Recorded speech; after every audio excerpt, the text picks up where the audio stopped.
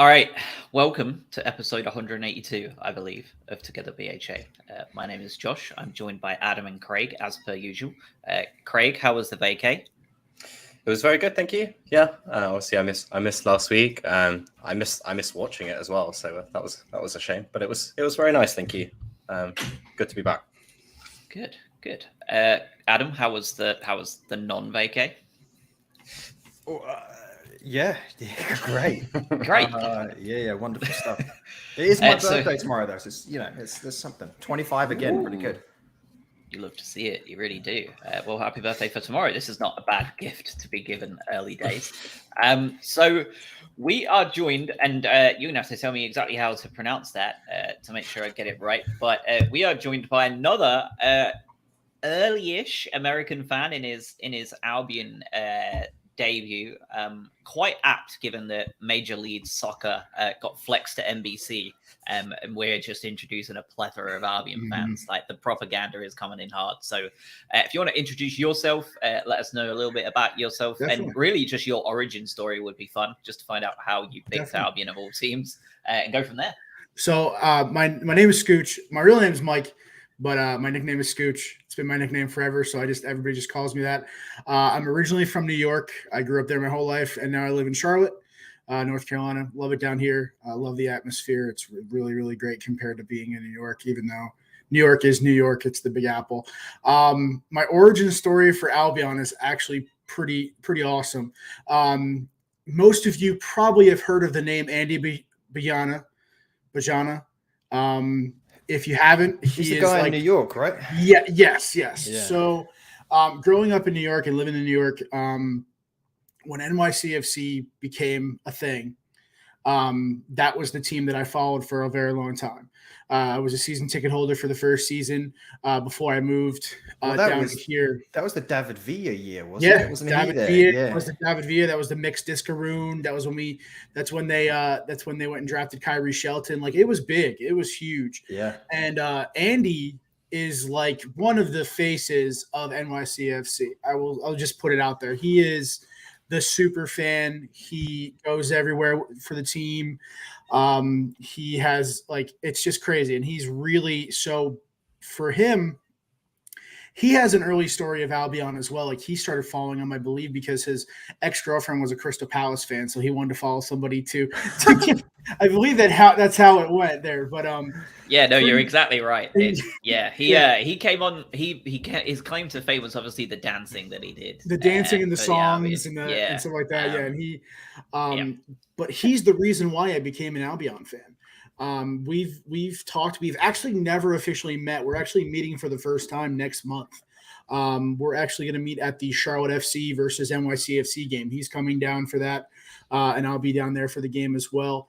And it's the first time we'll ever meet. And I always thank him. I'm like, thank you so much for giving me the Albion. And that's what I always say to him, because in that year of promotion was the year that I became a fan. I really didn't know much about it. I still, to be honest, being newer in the whole football, like being newer, because American football was always what I watched. American football and hockey was always what I watched, and that's what it was. But I have been a Celtic fan since I was about 4 years old. I will put that out there. I've been a Celtic FC fan since I was a kid. My great grandfather was a huge Celtic fan, being from Glasgow. He was a huge Celtic fan. So, but yeah, that's pretty much how it happened. Like, he told me about their origin story. He told me about the stories, like the awesome, and he just kind of gave me that whole like underdog story. And I would rather pick an underdog story over a top flight team any day of the week. That's just how it is. And to see what they've done and to see what's going on right now, it is truly so awesome to be a fan right now. It really is. And Graham Potter, love him to death. I think he's the best thing to happen to Albion in a very long time. But yeah, that's pretty much it. He, like I said, he's the reason why I became an Albion fan, and I've watched ever since. Still learning a lot of the verbiage and still learning a lot of everything that has to go with soccer, football, like everything. Like it's just, but it's so exciting to be able to watch it and learn from like guys like you watching the show and doing all that kind of stuff, and like being living in Charlotte now and being a massive Charlotte FC fan for the MLS. I've got them tattooed right on my arm. Like I love them to death. They're amazing. The fans are amazing. And to see what the United States is doing with soccer right now is pretty exciting, whether it be the US team or being MLS, and also having these bigger teams come over here, like Chelsea coming to play Charlotte FC and us beating them. But either way, like I said, it's super excited to see what's going on in the world of that kind of sport. And so that, to be honest, this is going to be the first year where I don't watch American football at all. I just don't have a passion for it anymore. I have a passion for the Albion and passion for soccer, and hockey's the other sport I love, but like I just have a passion for it. So yeah, that's it. That's what I got for you guys. Hey, is Andy, and that's great, by the way. Andy's the guy, doesn't he get his ass out a lot and take photos? Yes. Does he have a tattoo? He has a tattoo. He has an Albion tattoo on his ass cheek. Yeah, Christ. He's been on the podcast a few times. Hopefully not that vividly. No, this was prior to us getting the webcams out. He wanted me to tell you. He wanted me to tell you hi too. He said he wanted me to say hi to you from him. I messaged him saying I'll be at that. I'll be at that NYFC Perfect game. Awesome. So we'll have to get together. I'd love to meet him in person. He's the legend. Great dude. He really is a United States Albion legend. He really is. Like he's the first US fan that I really knew of the Albion, and then meeting the guys from like stateside, like everything from stateside Seagulls, and I have a couple other friends of mine that have talked about it as well too. But like it's awesome. It really is. Awesome. Well, thank you for sharing that story with us, and I feel like there's bajillions of them. And I think next year when this preseason comes around and I'll be there. Brighton travel over to you, you're probably going to hear a lot more stories like this. So it's exciting times. Now we're a bandwagon team. We're a bandwagon team now. We are a bandwagon team. If you've been a fan prior to now, then now you're officially you can say you picked an underdog. After honestly, now I don't know. Not anymore. I really don't see it. Yeah. So before we went into this game, like I said, US based wise, NBC actually really did flex that game. It's supposed to be Chelsea Leicester today on USA Network for those in the US. And they swapped it to Leeds Brighton because of the amount of eyes that were consistently on Leeds United due to the obvious, right? Aronson, Adams, Marsh in charge, and the great start they'd had to the season.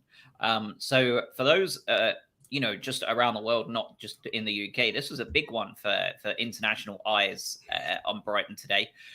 We were at home, which is, traditionally not our best place to be for games like this as of late. And we'd made one change to the starting lineup. Poor Adam Lallana inevitably succumbed to an injury 3 games into the season and was immediately replaced by Pervis Estepinian. How were we feeling looking at that lineup? Just the one change, and then obviously, and we'll get to this probably shortly after we discuss the starting lineup. Morpay was gone. He's off to Everton, so we will discuss that. But how are we thinking about the introduction of Ferguson to the bench and just in general? Craig, if you want to start. Yeah, I think we'll get into individual performances as well, but this seemed like a very safe sort of change to make. I think obviously pushing Trossard up a little bit more is always going to help his chance creation. We'll probably talk about his finishing, but just around having Trossard further up the pitch is always nice. He came in, like Purvis came in and didn't really set a foot wrong today. So it looked like a very comfortable sort of 11, and again, you don't want to change that too much if we're on the streak that we're on. So look good. If it ain't broke, don't fix it. But Lallana's broke, so we had to fix it. Christ, I went into this game though. I think a lot of the fans went into this game hesitant and concerned about what would come out of it, especially how Leeds have been playing, our home form, as you mentioned. I saw a lot of people talking about, maybe we get a point out of this game. So seeing the team and Estepinian coming in, Lallana being out worried me a little bit. I know we got to reshuffle and as you say, Trossard got to play in a more natural position. Obviously, Estepinian was playing in a natural position. The team looked good, but I still think there was some trepidation there. And I do want to talk about his opinion as well, because I sort of agree with you, Craig. Like, he looked really good in parts. He scared the shit out of me a couple of times, though, I'll be honest with you. He could have hypothetically given away 1, maybe 2 goals with some of the things he did. Outside of that, though, I think if we get rid of those blemishes, Guy looked really, especially the first few minutes with that Leeds press, 3 players around him, and he's just like, I don't care. I've seen this before. I played Champions League football. See ya. So more to come there. But yeah, scared before the start of the game. I was concerned.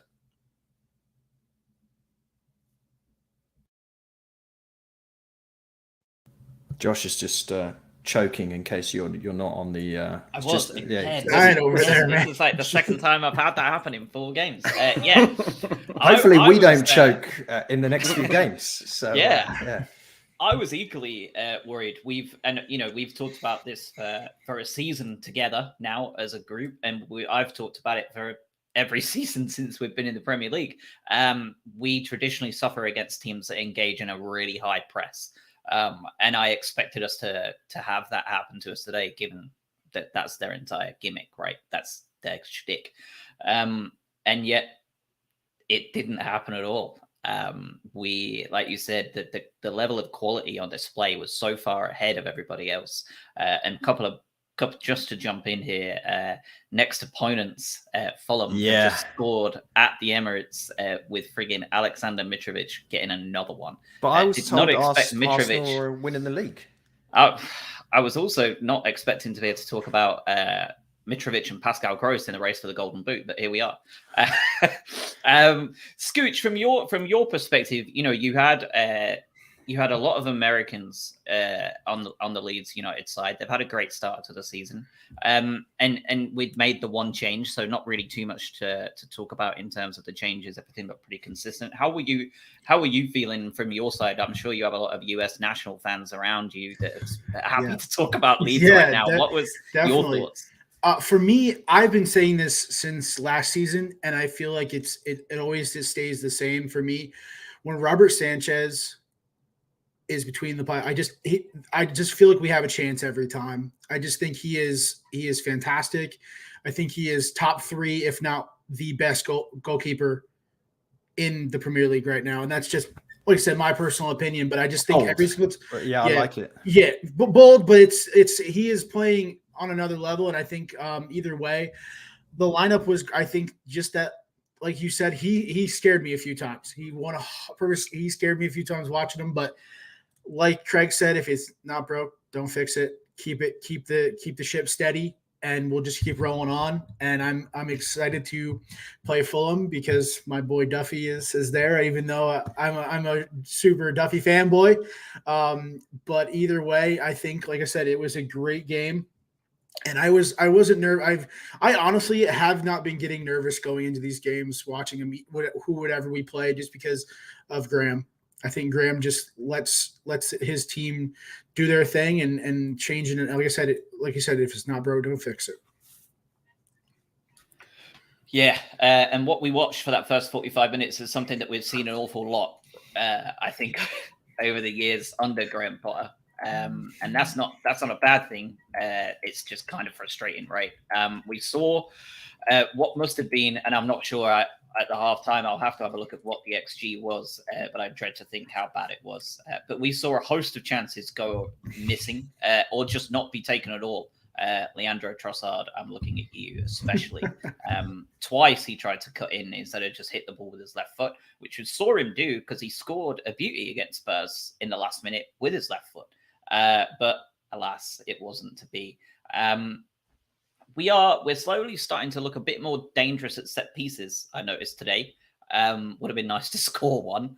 But that first half, I mean, I'm sure that you probably are going to say the same as me, but it had shades of, oh no, like here we go again, right? It looked like we were walking into the same trap we've walked into for the last 2 or 3 years.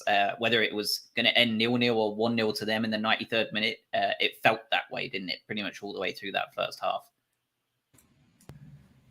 Yeah, I just like you said, you have that sort of flashback to all of those home games in the last few years where nothing seems to be, well, everything's going right apart from the finish. And a few array decisions. Like you said, we're singling out Trossard as well, but March missed a couple of chances as well. There's obviously one in the second half we'll get to, but in the first half he had a couple of shots, but he's hitting them straight at Meslier, and it's another chance that goes begging. And I think from a Leeds front, we were talking about that sort of high press. I don't think they were up to it at all. And I think you'll see Jesse Marsh's sort of comments post game where he's just saying it just wasn't good enough. So when we're talking about that sort of high press and what they're trying to do, you remember they're only 4 games into this sort of thing, when they have a full preseason under their belt.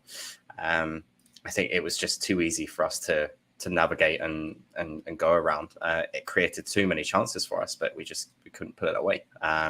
Same old story until we get into the second half, which I thought was a completely different game.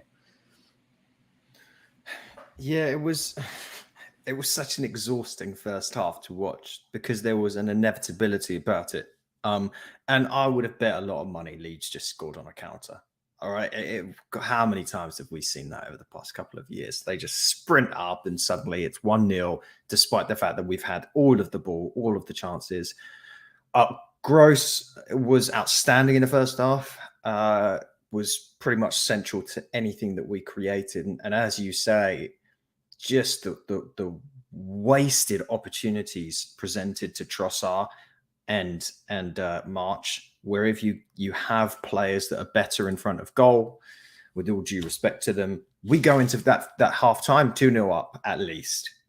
I know that it's hard to look down on this and try and pick out faults in the game after where we're at, and based on that Fulham goal, we're currently back to second place in the Premier League right now, with now a run coming up of 3 games that are absolutely winnable games for us, to then basically focus on the negatives. But we don't want to be in a position a few months further down when we actually really are fighting for something, right? We're all now excited and thinking, what could we do this season? What could we really do this season? And you see, March shank a shot when we're a point off the, Europa League spot or something like that in March.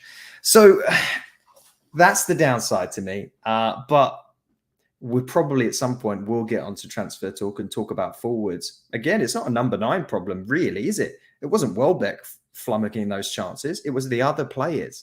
So there's another discussion to have there. But first half, all over them. Yeah, we are not going to. If we want to be serious about this title race, we need to start putting away our chances. We need to start putting away our chances. But we have talked about it at length, right? Like the thing that Welbeck does that Maupay wasn't able to do is bring so many other players into the game while also simultaneously stretching the back line. He could bring people in, but they're able to just put themselves at such a strong block of 4x4 that we still can't break through. With Welbeck, I mean, we saw it in the lead up to the goal. That's exactly how it happened. He stretched them, and it allowed our team to press and just exploit the space big time. It's those players behind it. Trossard, Solly March. The only one you trust at this point is Pascal Gross, and it takes him 8 years.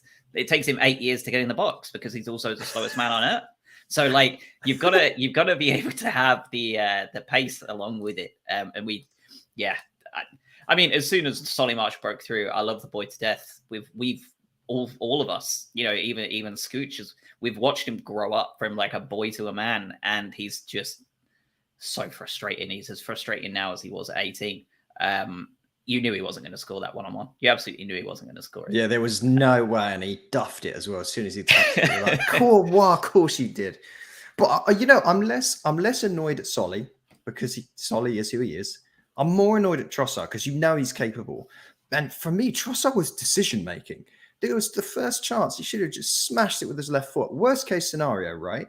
It gets smashed. It hits into the keeper. It bounces out from Meslier. You had Welbeck running directly in there as well, and I think someone else was there too. So maybe you get something out of that from a rebound. But instead, he does his dallying that he loves to do, and sometimes that works great. And he dances around 3 players and smashes it in the top corner. The other 5 times, he does what he did today. And I wish we could just have a player that just rams that into the back of the net. At least one of them. Maybe we do have him, and he's on the bench.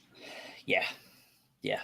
I mean, and I think Craig, you said it a few times. This is why Leandro Trossard is a Brighton player and not an Arsenal player or a Man City player or anyone else like that, because he has that proneness to be so inconsistent with his decision making. Yeah, and obviously, I said in the chat earlier as well, is that these sort of XG performances go directly hand in hand when Trossard has one of these games. So it's so similar that, you know, he is capable, and we know that he's capable of pulling something out of nothing. It's just days like this where, and granted, we can eat a little bit of humble pie because he did get an assist for the goal, but you know that he's capable of so much better, and that you could have easily gone into that half time 3-0 up, and it could have been very comfortable from then on out. But we make things difficult for ourselves by not finishing these chances. Yeah, and Leeds came out second half a little bit better, didn't they? Even before the goal, they were fighting themselves a little bit back into the game. Made a host of changes very quickly. Jesse Marsch was not hanging around. Just to talk a little bit about the referee today, even with the 3 yellow cards in the first half, he was very lenient, was he not? I feel like there's other games to this week, last week, whatever, that we would have possibly have seen a second yellow for a few challenges in the first 45 minutes alone. No, like I feel like he was very lax. And Scooch, I'd love to hear your thought on that, given that you're you've seen some questionable refereeing in your time across the other US sports. But you are 100% correct. I feel like he was just letting him play. Just letting it play, just not being, like I said, I watched a couple of the other games these past few last week, and you were 100% right when it comes to the refereeing. They were being a lot more stringent with what was going on, but I felt like he was just letting them play, doing their thing. And I think honestly, like at the end of the day, sometimes it just should kind of happen. Like in American sports, they just let it happen and let things go. But I think it boded well for us, for sure. It definitely helped us, and I think it definitely let us just, like I said, just the flow of the game sometimes is just the way when you have that momentum and then something happens to where it just kind of kicks the wind out of you a little bit, it really kind of sucks. But at the end of the day, I feel like it was a kind of a good thing for this game, just because Leeds was coming into that attack a little bit stronger towards the end of the second half too, because I messaged you, Josh, and I said, this feels like last year's Leeds Brighton game, where Leeds is starting to push and push and push, and then they finally scored in those late minutes, and it started reminding me of that. And I think with it being more lax, it was able for us to just keep that control a little bit more. Even though we didn't have overall the game, the possession, I feel like the pieces that we had going for us was a lot stronger than Leeds at times. There was we've got to be careful what we wish for a little bit, because Adam Webster could have been sent off too. So there is that. That was a bit of an egregious challenge. But I think Jesse Marsch should have been in the stands. I know it's a bit beside the point, but that he lost his cool in a big way. Like I've seen managers get sent away just for doing what he did with lobbing the ball on the ground, but then he got really mouthy as well. I'd have liked to see him up in the stands, to be honest with you. He was like that for the United States men's team, so he got booted a few times. Were they in any competitive games though? It wasn't even that. No. It's either way. But like when we've played friendlies, he used to get so like just particular about certain things and get so angry that I'm just like, that's going to be the downfall. I think that's the downfall of him, to be honest. He's got passion. Yeah. Don't get me wrong. The dude's got passion. It's awesome to see. And it's awesome to see an American coach coaching in the Premier League. It really is. It's really cool to be able to see that. And it's also cool to see some U.S. players that are in there too. And I know Jack isn't considered a U.S. player, but sort of, isn't he? Yeah. He played he said he played Wake Forest. I actually watched him play. Like he's a really good kid, really like just a top-notch kid. And like you said, technically he is, but it's just Marsch is going to get himself in some trouble if he continues with the attitude that he's had when he was coaching the U.S. men's team too. Yeah, man, it's not being funny. It's just we're in we're like 4 games in. He's lost his call already. Like, chill out, mate. I understand the passion, but you have a game. You have a game to coach. Yeah, you have a game to coach. And you need to do what you got to do. You combine that with the atrocious refereeing that we've seen in this league the last couple of years as well. He's going to rack up a few cards, I'm sure. Yeah. And you saw his players lose discipline at the same time, didn't you? Aronson totally lost his head shortly after that. And it seemed to just permeate throughout the team. They'd already were cynical fouls after cynical foul. And then once he kicked off like that, you felt like the entire discipline throughout the team just evaporated. And at that point, it felt less and less likely there was going to be a goal scored. Yeah. So young, and when you have a young coach like that too, and they're kind of hanging on every word he says.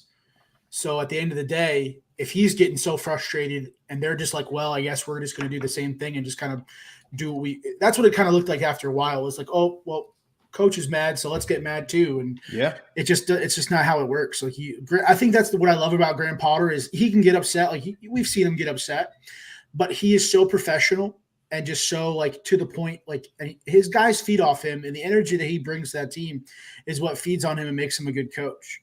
And that's really what it is. And Marsh needs to realize, hey, like I need to be like this, and needs to learn a thing or two from Potter to get better. Well, Potter shows that emotion after them. Once it's all said and done, that's when the emotion comes out. Mm-hmm. It makes it all the more kind of important in some ways because he's has this such calm demeanor that when it does come out, you're like, oh God, even he's happy. Look at that. Exactly. We must have done well. Exactly. Yeah. Let's talk about the goal. VAR had a good long look at it. But upon the replays, there was a specific angle that they popped onto. And as soon as they did, I knew it was onside because just to the naked eye, it looked clearly on. But those first few, not so clear cut. But first of all, great ball up to Danny Welbeck. And you know, what a great piece of hold-up play to bring everybody into it. And then it's the Graham Potter ball that we know and love.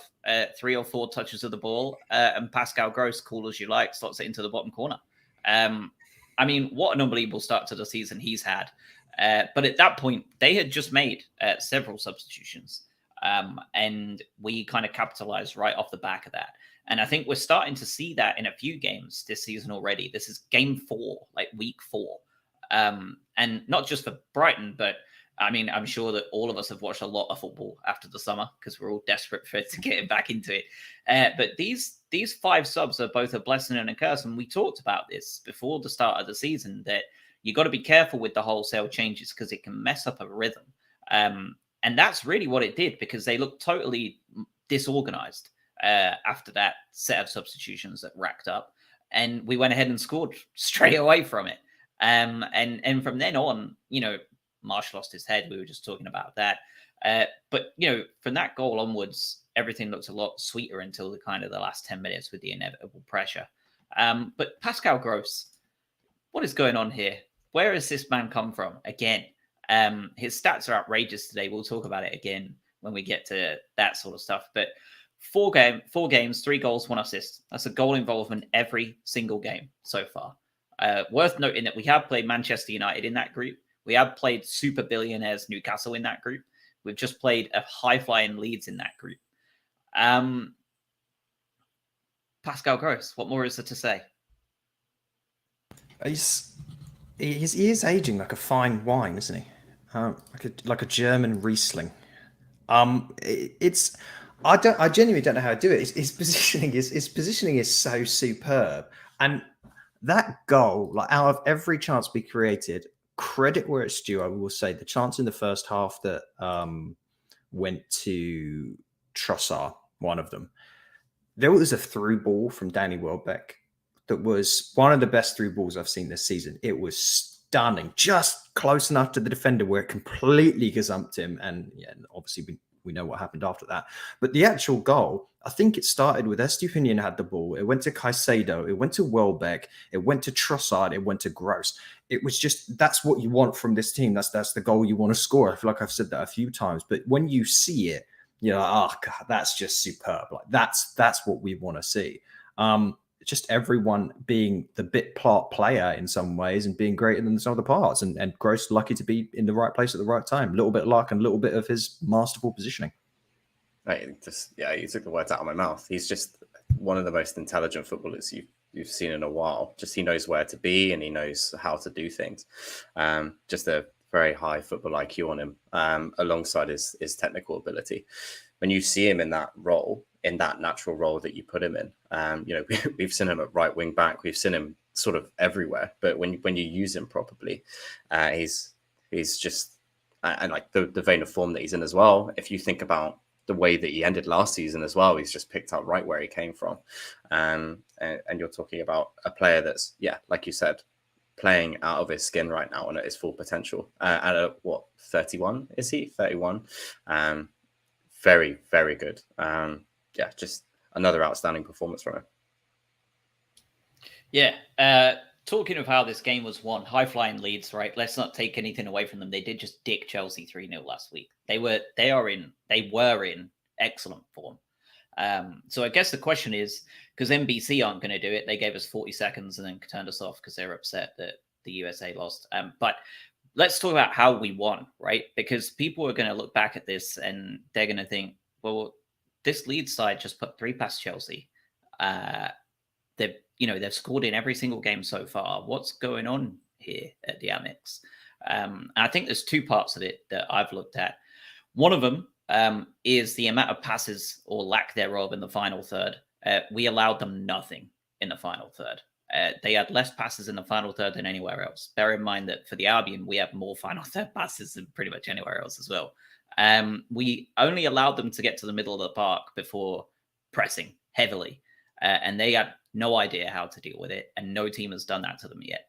Secondly, the absolute 0% lack of counterattacks that Leeds had today. They had none.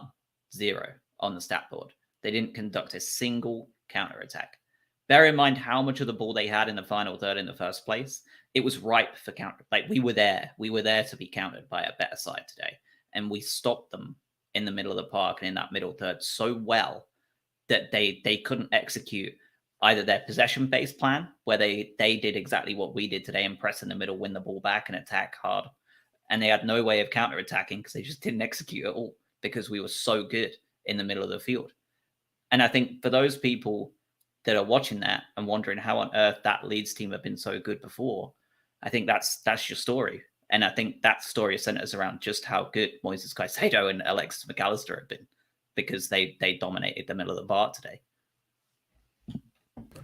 Yeah, there's. I feel like there's also something a little bit to, and I think it's a great point, is they, at least in their last 2 games, they've gone ahead relatively early and taken the lead and then built on that. And then they can just basically sort of strangle the other side and do that press and start to have that confidence. Again, like we talked about, it's a young team. And I think they need some of that. I think they were rattled. We saw with Marsh, right? They were rattled a bit just of how they were essentially in the first half. They didn't get to do a damn thing, did they? It was fully controlled. But what really surprised me, and I'm not sure if you probably, I know you love to dig into the stats, Josh, but from a passing standpoint, like passing accuracy standpoint today, this was our worst performance of the year. It was pretty bad. We had only 1 player in our team that was over 75% pass accuracy, and that was Adam Webster. Just to give you some context, last week we had the entire team over 75% pass accuracy against West Ham. So that yes, they didn't counter, but I think that first half looked great for us, but we felt more direct. And we were trying to be a little bit more focused down the wing. We sent a lot on the left-hand side with Estupinian. He was heavily involved, as you saw. Most chances created out of anyone on the pitch today, 3 from Estupinian. I think that's the absence of Lallana. But the second half was just, Leeds had more of the ball there. It wasn't a counter play, but they didn't seem to do anything with it. Yeah. It was a weird second half, and I think you look at this game, and we will look back on it, and we'll say this: it was messy. It wasn't our best performance, but then you obviously take the positives from that, and you say, look, we weren't at our best, and we still get the result. I think I messaged you both at like 80 minutes, and I said this isn't comfy at all, because part of it was the natural pressure of being 1-0 up at 80 minutes. But also, you're right, we didn't seem at our comfortable selves of being able to knock it around the back. We saw it at Man United, we saw it at West Ham as well, where you felt we're not in trouble here at all because we know what we're doing. I didn't feel that today. I felt that we were a little bit scrappy, and it just felt a little bit off. So we did hold on, and fair play. That's game management for you. But I guess the positive I take from that is being able to get these results when you're not in that comfort and playing to your best. So very strange second half. Justin, I see your comment in the chat. We'll get to that after the game. We will be covering transfer stuff for sure, especially with the big move that happened yesterday. So don't worry. I'm not ignoring you. We will get there. Just stay tuned for the next 10 minutes.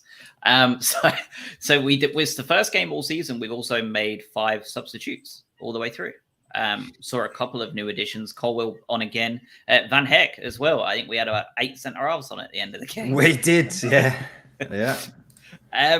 Of that group, out of interest for all of you, and Scooch, you can start. Out of that group that you've seen come on, your Mittomas, your Colwills, Van Heck getting on today, and a couple of the others coming on. Who are you most excited about coming in?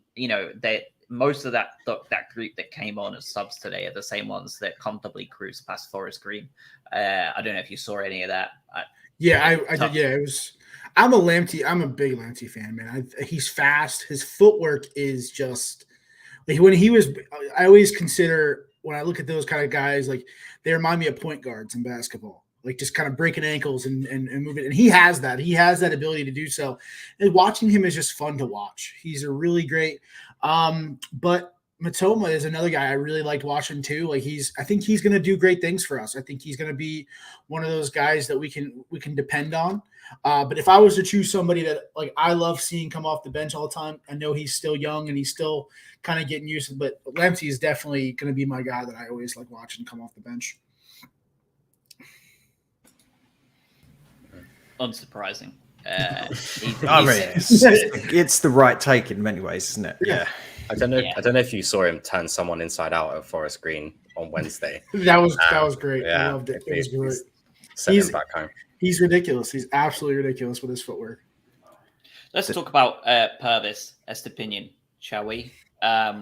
Debut straight in, no messing around. Same as Cucurella at Brentford last year. Kind of hung out in Brighton for about a week, and then is immediately thrust into the deep end against a really high pressure side with Leeds. So he was not getting an easy start of things. The inevitable comparisons are going to be made, and I'm going to do them now with the Cucurella move. He's a lot more physical, isn't he? For me, I don't even know if he is that much bigger, but he feels it presence-wise on the field. He's got a bit more athleticism about him. That just everything about him looks a little bit more dangerous, whereas Cucurella's looked very stereotypical, but much more technical with the Spanish feet, probably. But I thought he looked really good today, barring 1 or 2 really dodgy crossfield balls that didn't make their man and almost had us concede. Especially that one where that lad almost cut himself in half at the goalpost. Sinistera, he's going to wake up with that one at 4 a.m. thinking about that, I think. Yeah, I saw that Leeds ended up with about 1.55 XG, and I think he was about 0.8 of it with that miss, which goes to show how much they didn't have that many chances bar in that one, really. But I thought his debut was about as good as it gets for a player coming in against a team like Leeds. And they're not having to play England for a while, so I don't have to worry about it. But Ecuador are going to be really quite a dangerous side if they continue to have their players play together in this way. Him and Caicedo linked up very well, I thought, throughout the entire game, and just seemed to know instinctively where each other were going to be. They're going to be fun to watch together. And we saw that, like you said, when we talked about the goal, they were started with a pass between the two of them. Both of them had a couple of interceptions today, highest on the team. He's like a freight train just running up and down the wing. And like you say, outside of those couple of mistakes, which if I had to hazard a guess, that's due to just knowledge of positioning, that sort of sixth sense that he'll build up over times, whereas his other teammates are going to be. He was probably passing in his head to where one of his former Villarreal players was. So we'll give him the benefit of the doubt there. But it was impressive outside of that, like we mentioned. He created the most goal scorer, most key passes out of anyone on the pitch. His crossing ability is really strong. Start of the second half, he had a really nice low cross to the front post that our boy Pascal Gross just wasn't his best attempt in the world. And there was another one in the first half where he sort of floated it into the middle and then someone else didn't do too much with it. Age-old story, but if we can get someone that actually does something with some of those crosses, he's going to be a problem for teams at both ends of the pitch. He's very good, isn't he? I think there's not much more you can ask from a Premier League debut. I think we saw that. And again, the obvious comparisons to Cucurella are going to happen, but you remember his first game was a little bit iffy and then just stormed it afterwards. I think it's very difficult just to jump into the side, like you said. You know, he joins and then 5 days later he's up against the high press side that were third in the table. So, couldn't ask for more. And like you said, I think with Ecuador as well, when Sarmiento starts playing with them as well, you know, you're going to have 3 compatriots playing together, and that only bodes well for their national team as well. Let me ask the key question, I suppose, here. And as I speak, unfortunately, we've dropped down into the 3rd Champions League spot after a goal from Arsenal, which is devastating. Would you, knowing what we know now after, we got 15 minutes of Estupinian last game and 7-6. We've basically seen him for 90 minutes. One game of Estupinian. Would you take Estupinian and £40+ million, or do you want Marc Cucurella back and he's going to stay and play for the Albion for the next 5 years? Because I think I take the money in Estupinian. I know it's early, but I think I take it. I'm happy with how it's worked out. I mean, it's early doors, but I think, you know, you bag the 40 mil and a Champions League quality player, don't you? It's proven. Could be worse. I'm the same. It could be a lot worse. And we're raving on about how it took 5-6 years to get a left back, and then we get 2 of these in 2 years. So the recruitment are doing something right. Yeah. His physicality to me is what really I liked about the whole game. He played physical. He played smart. Like I said, besides those 2 dangerous passes that he had, he was awesome. And he was. I think what also the other thing too was he was super calm. He was very calm. He was, yeah, so calm in the bed, and he was always going forward. Like he was just regularly going forward. And like you said, besides the 2 sloppy passes, it honestly was a super creditable start.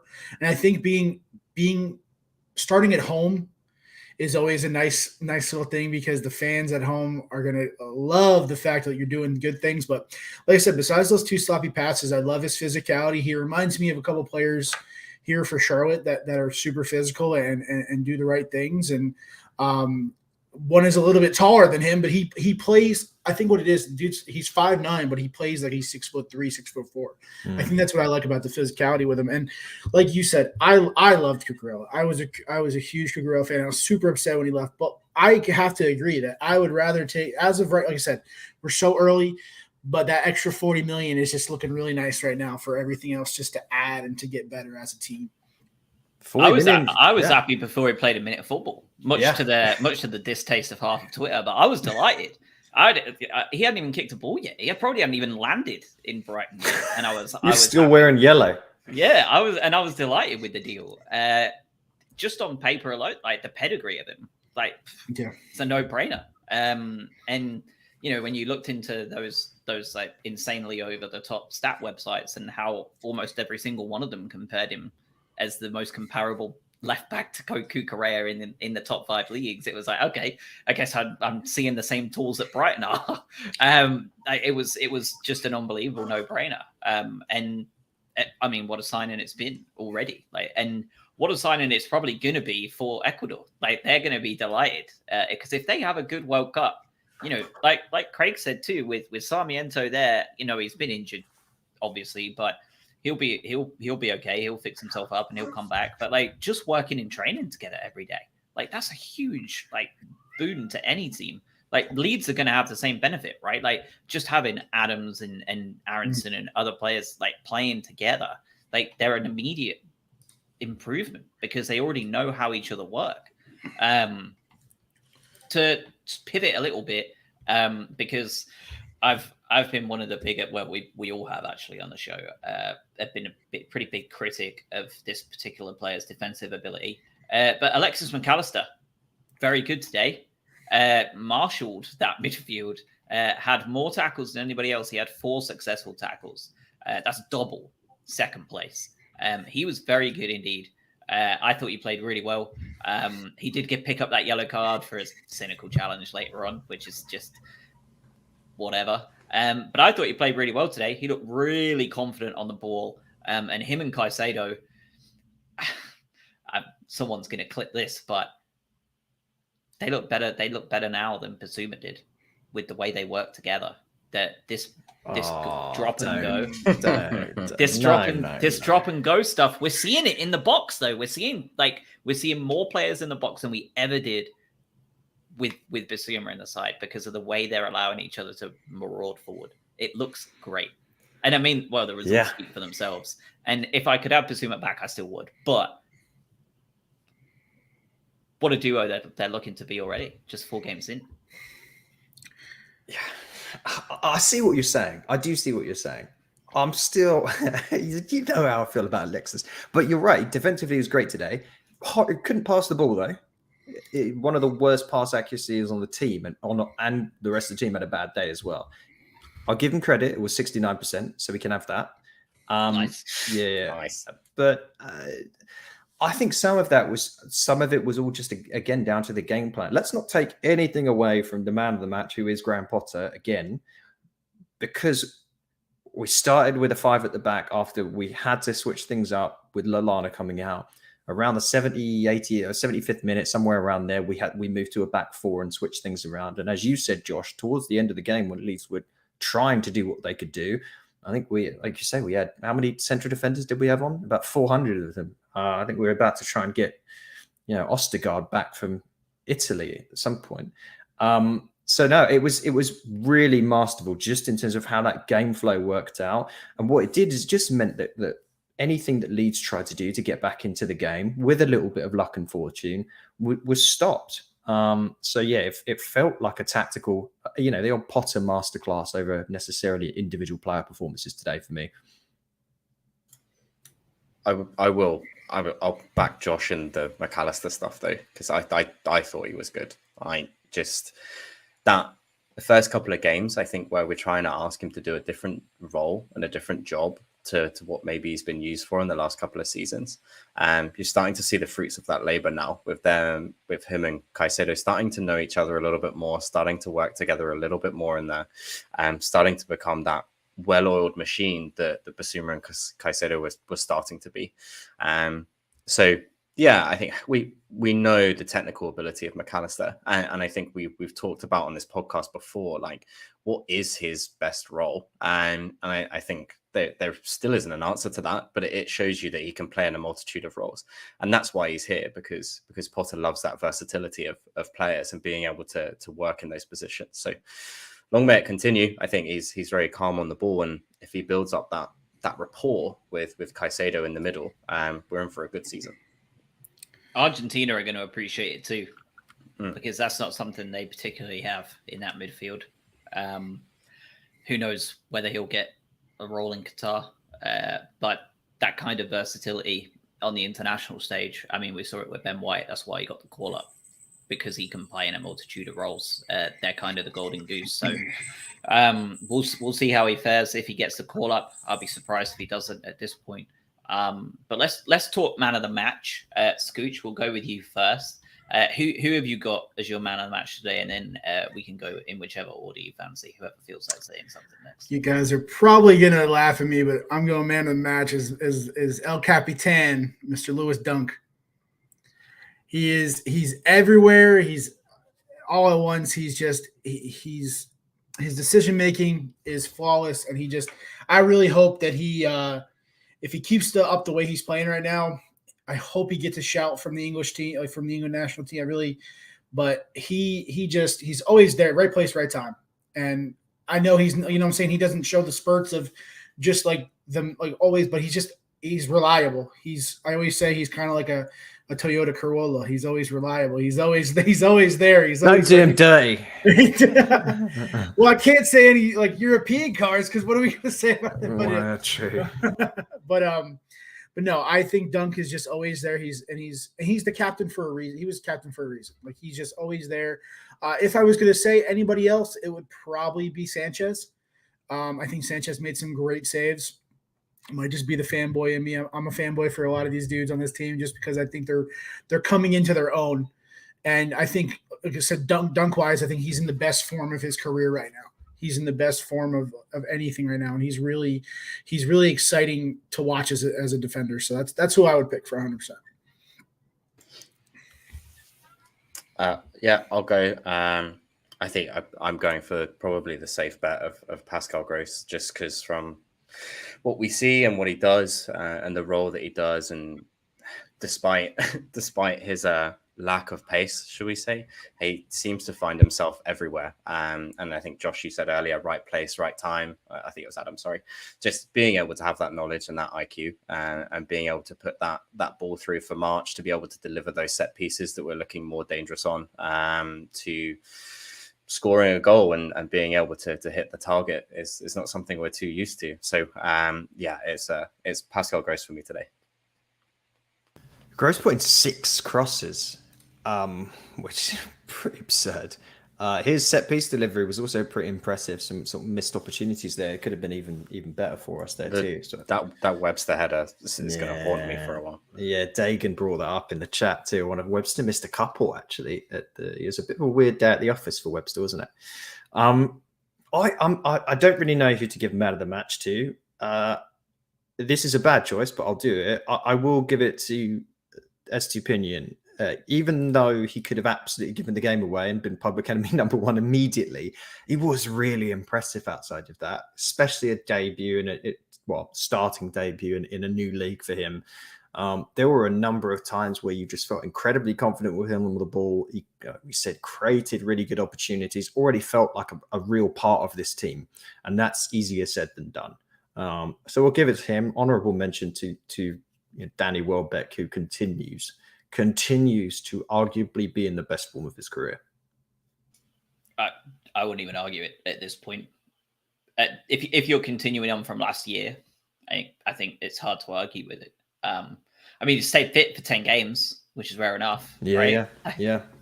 I'm going to join Craig. It's nothing special. It's nothing flashy, but Pascal Gross for me as well, which pretty much sums him up, right? He doesn't do too much flashy, but like, holy shit, he gets the job done. With the odd gross turn involved as well. But yeah, I thought he was superb today. Even defensively, he did his job statistic-wise, albeit from the front, because he's not going to be tracking all the way back very often. But I thought he was superb today. Like you said, McAllister, not the best day at the office with passes and controlling the ball going forward. But didn't need to be when Pascal Gross was such a linchpin in that midfield for progress and the ball forward. Danny Welbeck, though, like you said, like maybe he's been training hand in hand with Gross, because some of those through balls were just glorious. Like they were straight from the right foot of Pascal Gross directly. It felt like Welbeck had been training with him directly. But 4 games, 10 points from 12. We got 4 points. Again, I will say it every week. We took 4 points from these opening 5 last year. We're on 10 already. We drew away at Fulham / whoever it was that I compare him with, who went down last time. And we drew all of these games, actually. We drew them all except for United. And we are on 10 points from 12. We are, what, 3rd or 4th after this Arsenal win just now? Yes, 3rd right now. 3rd joint points with Man City as predicted at the start of the year. Yep, exactly. And we're coming into Craven Cottage away on a Tuesday night. Generally don't have a great record against them in the Premier League away from home. It's a shame because in the Championship we used to batter them every single time. So hopefully we can find some of that form again.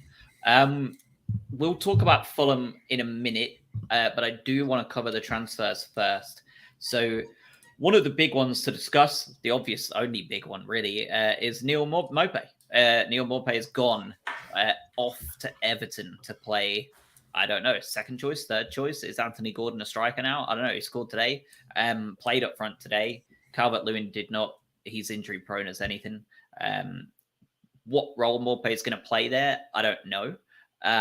But the long and the short of it is we've recouped all of his fee. We got 3 seasons out of him. We got 26 goals in 102 appearances from him. And I saw somebody summarize it on Twitter really well. He didn't score many goals as a striker, but he scored a lot of really important ones. And I think that's the way he's going to be remembered if people don't want to.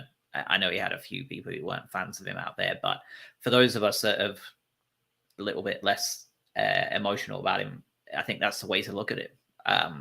He scored some, just last year alone, but in general, he scored some very important goals for us in those 26.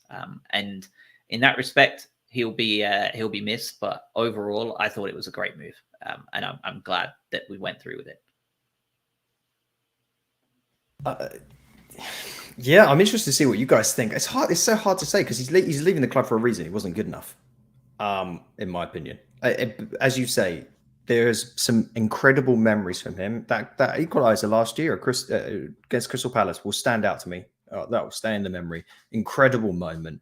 And it was from the right player. And I don't think we had someone else that would even attempt something as audacious as what he did either, that made it even more special.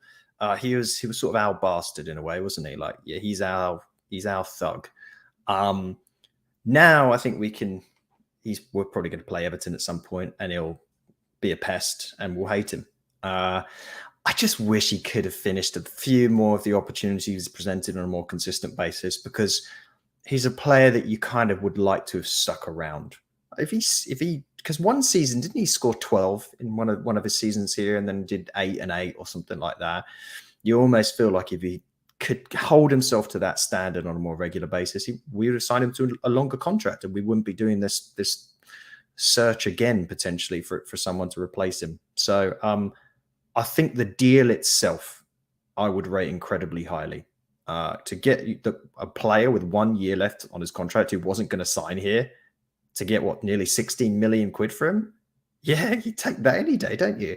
It's great that there was some weird bidding war and he nearly screwed it up by trying to pimp himself out after the Nottingham Forest offer. But here we are. He's now playing with relegation candidates Everton. Yeah, it's a good move for all parties. I think, we can't give him the playing time that he wants. He's going to run down his contract. You sort of have to cash in. It's very similar to Basuma in a way, in that whole contractual sense. For us, I think we spotted it before. First game of the season, Undav comes on instead of him, shows you the pecking order of the strikers. That tells everything. So good move. Yeah. When it comes to Everton themselves, I don't know if it's that we have progressed that far that we can get rid of what is our third striker in our hierarchy to Everton that want him for 15 mil, or what they're thinking is there. I don't really know where he fits in Everton, but fair play. But I think Frank does either, to be honest with you. Yeah, there you Have go. fun with Frank. Yeah. The one thing missing from Maupay was probably composure in being able to finish those chances. I always said he's very instinctive as a striker, and that's great. It gets us 8 to 10 goals a season.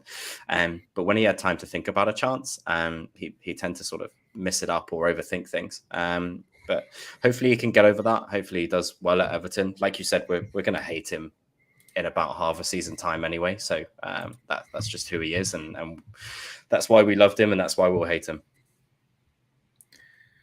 You can have fun with Frank Lampard. I can't stand Lampard. But for me, I like I said, the value of it was great. I think that's what I get out of it. I know he missed a few PKs last year that would drive you insane.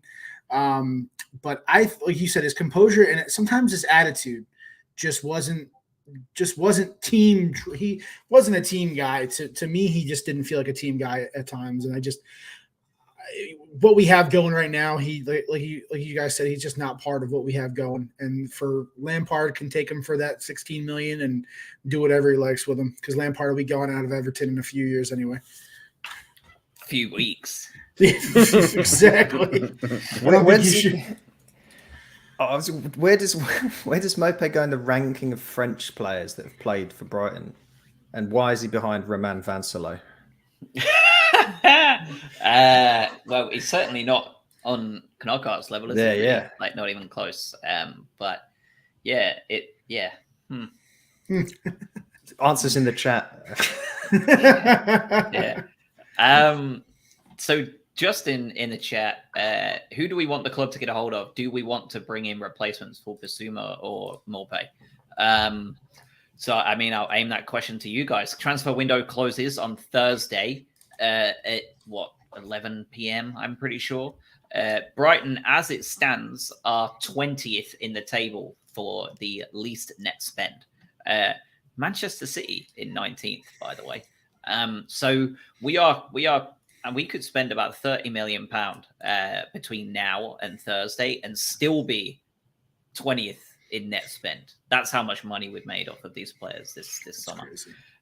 So we have money to spend if we want to do it. I know that people get upset when we start spending Tony's money for him, but that's what being a fan's about. So if we're looking at those two options, Potter has been pretty clear that he would like a replacement for Morpay.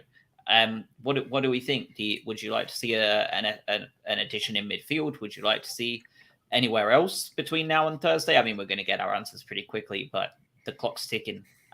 What do we think? Do you think we'll make any? Would you like to see any? What are we thinking? Can I answer your question with a question?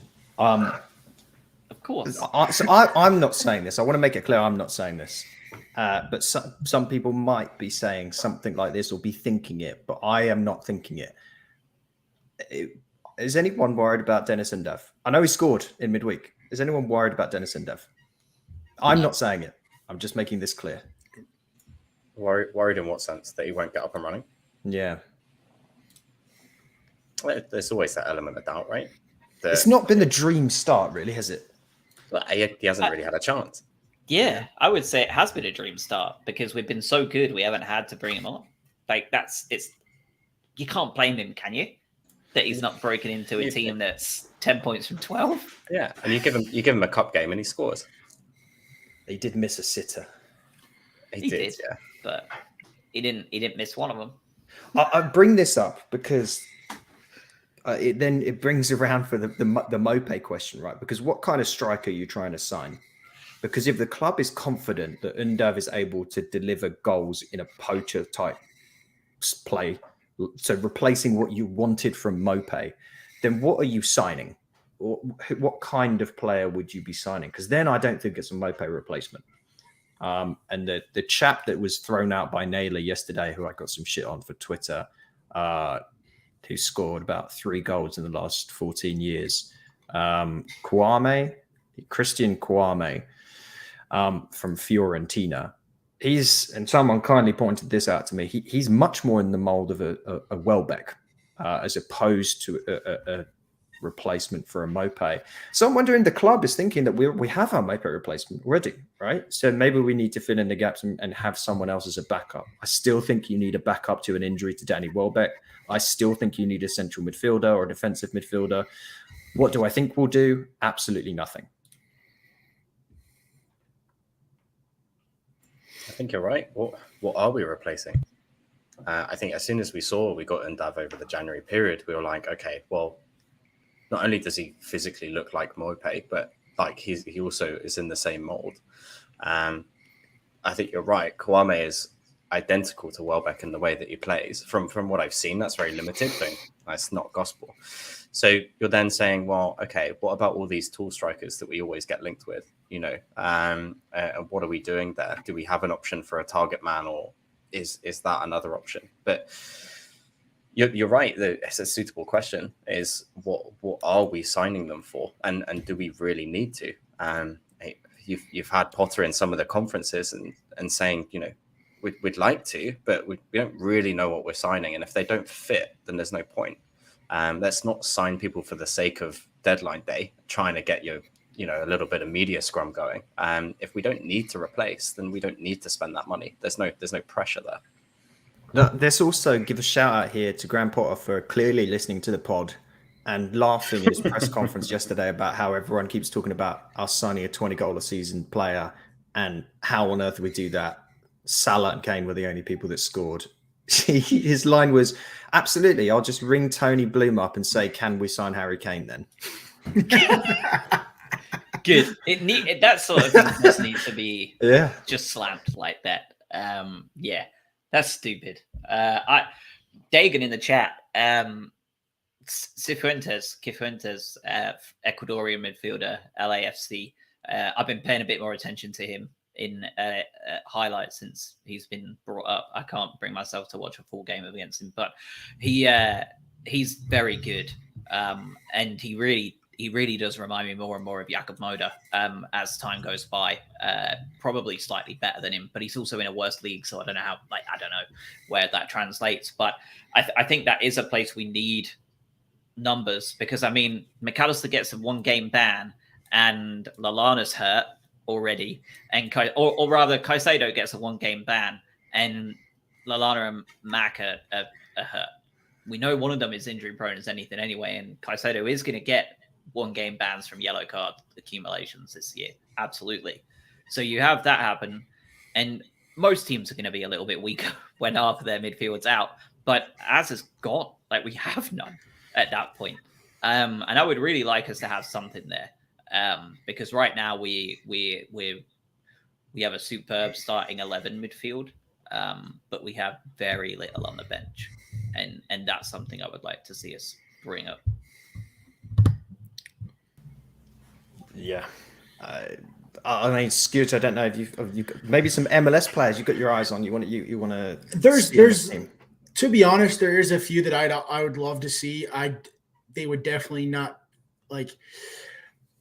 Watching some players that I see, there's, like I said, there's certain ones that you always just kind of like, oh, but I just don't think that some of these guys, like I know for Charlotte FC, there's one guy in particular that I always have been like, I hope he gets his chance to go to that next level. And he is the hometown guy. He is a Charlotte guy, and it's Brandt Bronico. He is a midfield monster. He's just always there. He is fantastic. He scored his first goal for us two weeks ago. He's wherever you need him to be. He is fantastic. And I think if anybody was to get a chance to go to that next level, it would be Brandt Bronico. There's one person in particular. He did tear his ACL this year. He is out for the season. But for Charlotte FC as well as Carujo, he, no matter what, and I don't know if Josh has watched him play from time to time, but he was our best defender, and he was one of the reasons why we stayed in all these games that we had. But if there was those would be the two players I would say for Charlotte in particular that I would say deserve to go to that next level, because Carujo was going to more than likely, I would say, probably be gone after this season even with the ACL tear, just because of how good he really is. But Brandt Bronico is just always there. He's always around. He's very physical. And those are the only guys I really see. A lot of the other guys that we have, I just don't see them being able to compete, but like heart, like, what I'm saying, some players just have heart. But there was one guy in particular that was an MLS that I had seen rumors of, and I don't know if I'm saying his name right, but is it Attila from I think it was he's a Hungarian international that I had Graham Potter had said something about him, I believe, and I couldn't remember if it was, and they were talking about Attila Salai. Yeah, and that was one of the players that I had heard that was like the only little inkling of any kind of transfers that I had kind of listened to. But there was also other teams like Aston Villa, and I believe West Ham was also looking at him too. But Graham had said something about him, I believe. I'm not 100% sure if it was true or not. But that was one of the other guys that I had saw that would be a nice little insurance for the backfield and so that. And that was really the only players that I could think of. But I don't see any. I didn't mean to cut you off. There's a half-decent guy on the right wing in LA. Seems half-decent. He might be able to get a couple of games for us. I think he's Welsh, isn't he? But Bronico, you heard it here first. I will say Bronico just signed a new deal with Charlotte. Scooch. I don't know if you saw that. But I did, yeah. Either way, I would say that if he got a chance, it would definitely be awesome.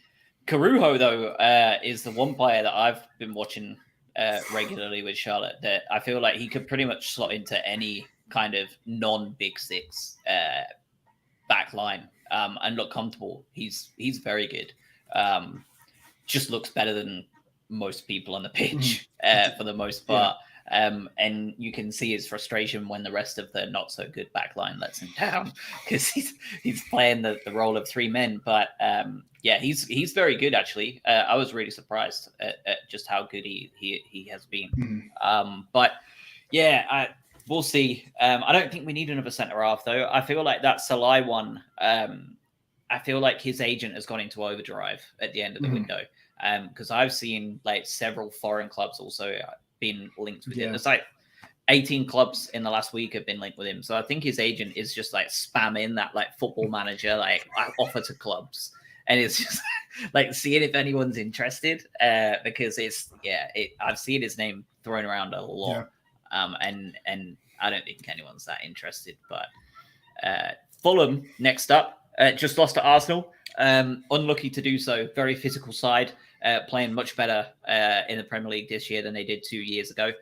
Made some decent-ish signings, Pereira especially. Looks a very good player. What are we feeling Tuesday? And not so much about Fulham because we kind of know who they are, right? They're exactly what they should have been 2 years ago. Very, very dynamic side, very physical side, but very prone to conceding.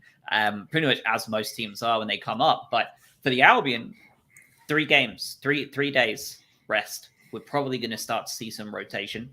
What are we thinking with that starting 11? Who would you, off the back of taking 10 points from 12, who would you like to see get a chance in that starting 11 when inevitably some of those players are probably going to be rested? We're back to the conversation we had the last week where we're like, I don't know who we can necessarily bring in at the moment, just given the depth, especially if Lallana can't go again. And I think you could make the argument that you'd like to see Matoma play or at least play 60, 70 minutes. That could be interesting. You're right in that I think putting Undav in there changes the way we play. If we do what we did today, though, and we move it so that Trossard almost plays in that, he played in a bit more of a free role, it felt like today, and I guess sort of number 10 style role. If you wanted to rest Trossard, you could arguably bring in a Matoma on Undav for him and move things around a little bit. Outside of that, I think we go back to the age-old, let's get Lamptey a start. Let's see what we can do there too. As we saw with Solly today. It's not like Lamptey's the best finisher in the world, but he adds a little bit more to his game than maybe Solly does. You can mix things around a little bit. You might even play Levi if you feel confident. You need to give one of the centre-halves a rest. There's some things we can do. I don't know how much it sort of changes the whole dynamic of the team, though. I'd like to see Matoma play. I'm always big on the Japanese players.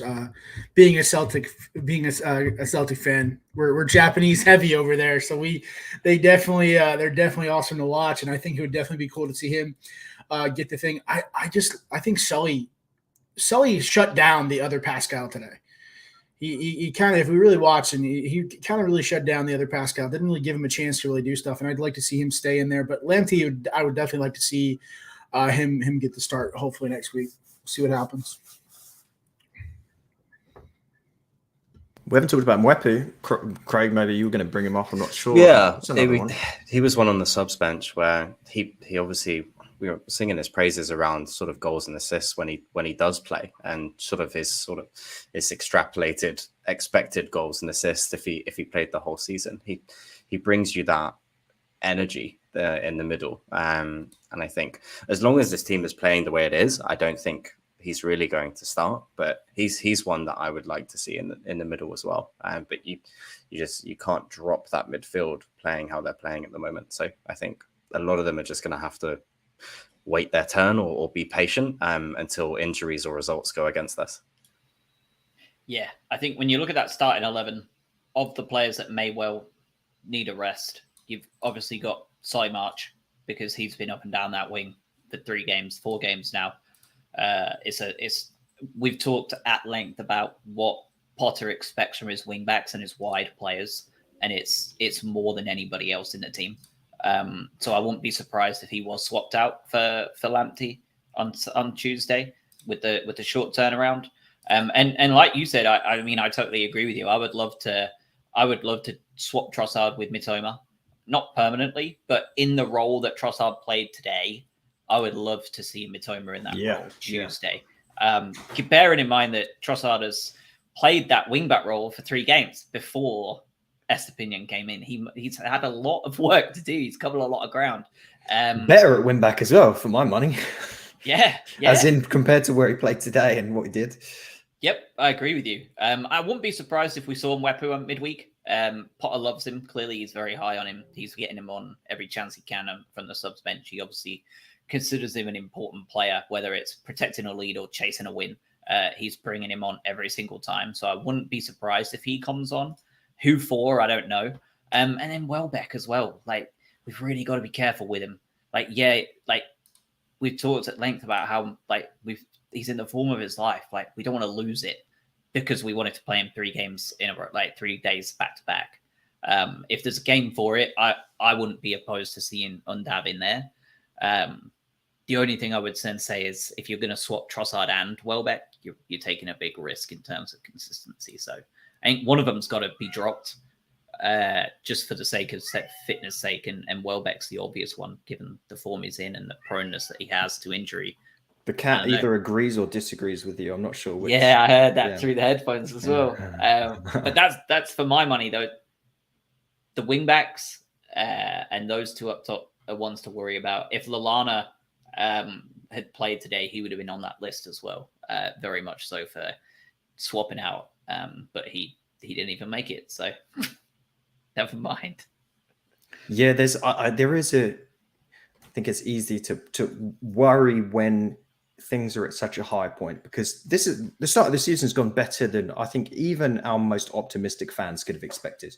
I think we're all coming into this like, have we done enough in the transfer market? Other teams have got strong. It feels like a very tough league this year. And then we come in and we do what we've done. And then you look at the games that we have upcoming and you can truly think, wow, we could do something pretty special here. Josh, you've been talking about this, like something special feels like it's in the offing. It can fall apart real quick when the key cogs of your team suddenly go out injured or can't play. Like, how would you feel tomorrow if, Caicedo has a couple of game ban and Danny Welbeck gets injured? We're playing a very different style of football all of a sudden. It completely changes everything. You don't have your man that can hold up top. You don't have someone that can actually really play defensive midfield, and suddenly there's holes all over the place and you're playing a very different game. We're playing 4 at the back again. Everyone's crying. So that's, so I hope linking this back to the transfer discussion is I go back to the depth, just the depth piece. I want to see more depth in this squad for the inevitable situation that might occur. Because right now we're in dream state, right? We can move pieces around in this team and not upset the balance. Wonderful position to be in. But whether we're going to be in that position by past a World Cup in February of next year, I don't know. There's a lot of games to go. We're only 4 in, but we are 25% of the way to safety. 40 points. We are 25% of the way there. And there's no reason to think that we can't be halfway there with the next 4 games coming up. I don't think it's likely, but I don't see why you couldn't.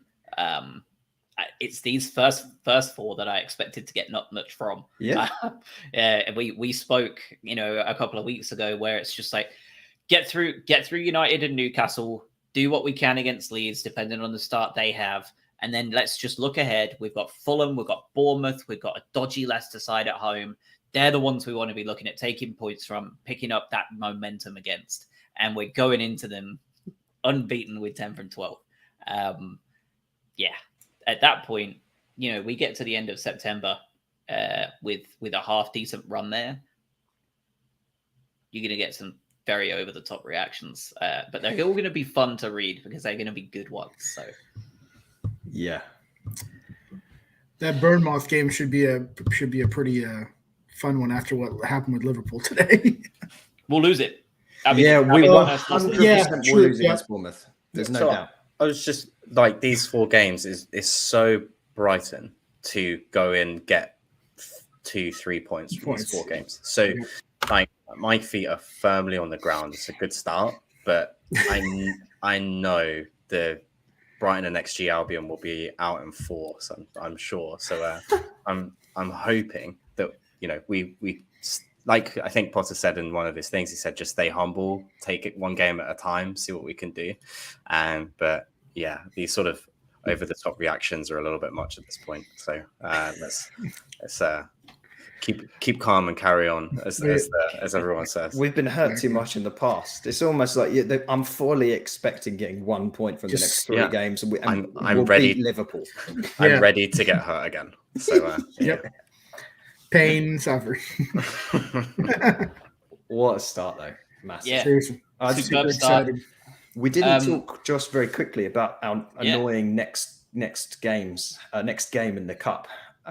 Which is a bit of a shitty draw for us, really, isn't it? Yeah, it is. So anybody hoping for a cup run, we've just drew Arsenal away. If we weren't paying attention midweek after the win against Forest Green, so if we were hoping for a cup run, it's the FA Cup in question.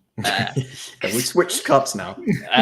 Because that's a brutal one, isn't it? I would imagine that we'll probably be playing a much changed 11, and so will they. But if their momentum continues in this vein of form, it's about as tough a tie as you can ask for, isn't it? It's really frustrating too, because it comes in between 3 days after away against Wolves, and then home, and then 4 days before home at Villa. So it's like, and in that November period, you almost sort of think, I wonder if Potter's just going to throw out, you know, Team Evan Ferguson and see what happens at that point. Yeah, it's going to be rough. We'd have to rest anyway, because we'll be top 4 at that point, and we're going to need to be thinking about European football. So, yeah, that's true. I already have Arsenal fans messaging me and talking crap, so it's been fun the past few days getting a bunch of DMs from Arsenal fans. I have a lot of friends who are Arsenal fans, and they're just talking all this crap, and I was like, well, we beat you last year, so I said, I don't care what happens. I'm taking from what we did last year, and we're just going to work on that. You can't look, Arsenal fans, they've been pathetic for so many years at this point. They've come out and beaten Bournemouth and Fulham. I think they're kings of the world. They need to take a seat. Unbelievable. Calm down. It's okay.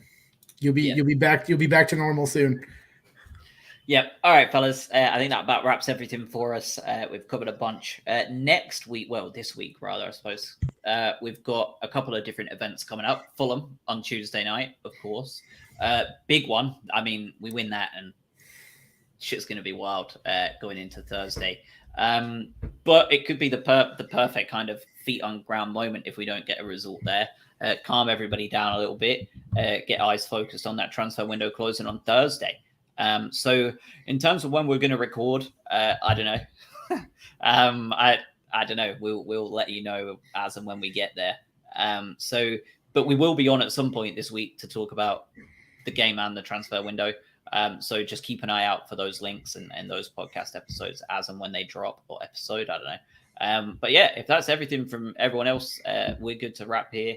And we will speak to you sometime this week.